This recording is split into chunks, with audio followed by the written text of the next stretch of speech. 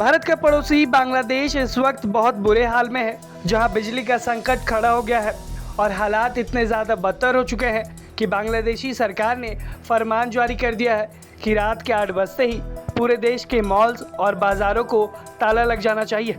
वह बांग्लादेश जो भारत के साथ शेख हसीना के मामले पर अपनी तल्खी रख रहा था, अब वही भारत के सामने अपने हाथ फैलाकर मदद मांग रहा है। दरअसल बांग्लादेश इस वक्त अपने इतिहास के सबसे बुरे ऊर्जा संकट से गुजर रहा है।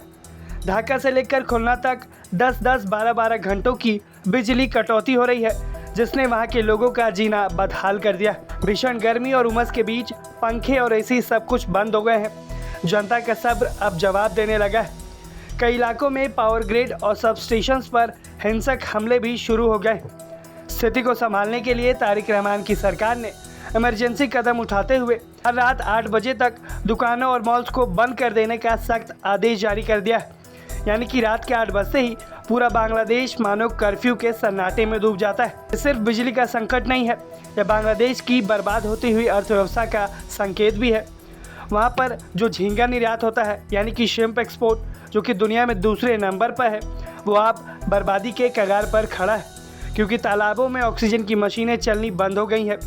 यही हाल रहा तो जो गारमेंट इंडस्ट्री बांग्लादेश की रीढ़ है, उसमें भी भारी समस्याएं खड़ी हो जाएंगी। फैक्ट्रियों में उत्पाद आधा हो जाएगा।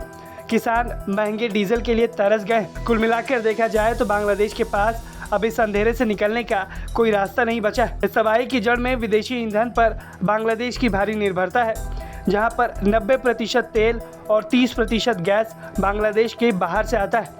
और इन सब के बीच में हाल ही में अमेरिकी कंपनी के LNG टर्मिनल में लगी हुई आग ने और समंदर में खराब मौसम ने रही सही कसर भी बांग्लादेश के लिए पूरी कर दी। और अब जब बांग्लादेश में चारों ओर अंधेरा छा गया है, तो ढाका ने फिर एक बार दिल्ली को याद किया है। बांग्लादेश के ऊर्जा मंत्री इकबाल हसन महमूद ने भारतीय उच्चायुक्त से मुलाकात करके अतिरिक्त डीजल की गुहार भारत से लगा दी है, ताकि बांग्लादेश में बिजली उत्पादन हो सके।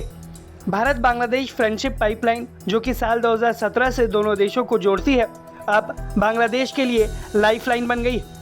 शेख हसीना के मुद्दे पर भले ही दोनों देशों के बीच में तनाव हो, लेकिन हकीकत ये है कि जब जब बांग्लादेश डूबने लगता है तो उसे सिर्फ भारत की याद आती है, और भारत ने ही उसे कई बार बचाया भी है। भारत ने हमेशा से ही अपने पड़ोसियों के लिए नेबरहुड फर्स्ट की नीति अपनाई है।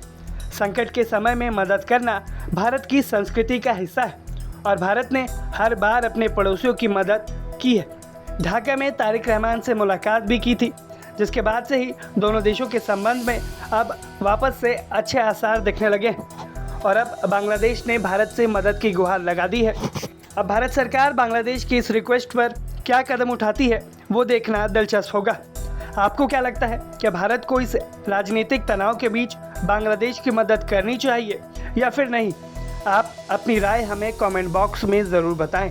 ब्यूरो रिपोर्ट, भारत तक।